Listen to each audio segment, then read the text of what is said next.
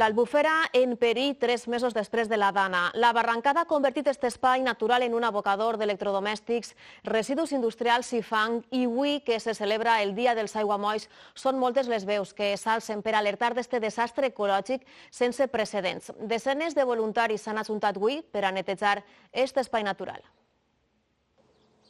3 mesos després, esta és la imatge que trobem a l'Albufera, on encara s'acumulen molts residus, no només canyes, sinó també plàstics o microplàstics. Sembla que està net, però quan tu entres a un camp i te fiques a escarbar, encara trobem molts residus. En aquests moments, 2 de febrer, hi ha elements químics gens recomanables per a les aigües de les persones i del biotopo, de las plantas, de la vida. La Albufera ya estaba mal antes, problemas de calidad del agua, ya teníamos problemas de basura y ahora nos llega la dana, que lo que ha hecho es traer más de lo mismo, contaminación diluida en forma de materia orgánica, sustancias potencialmente tóxicas y que pueden dañar la biodiversidad, también la erosión que ha provocado en campos, en el propio lago, en canales. Un desastre ambiental sense precedents en un ecosistema clau on conviuen el medi ambient amb l'agricultura, la caça, la pesca i el turisme. És un pulmó en la funció de la captació del carboni, per exemple, però també pot ser un ronyó perquè diluïs contaminants i es filtra.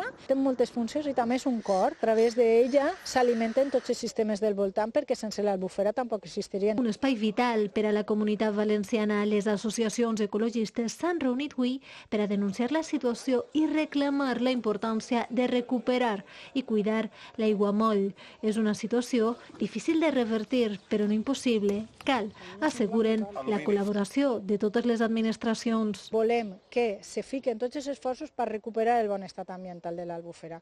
No recuperar-la com estava abans de la dana, sinó recuperar-la de veritat. Perquè insistixen. Sense l'Albufera no hi ha vida.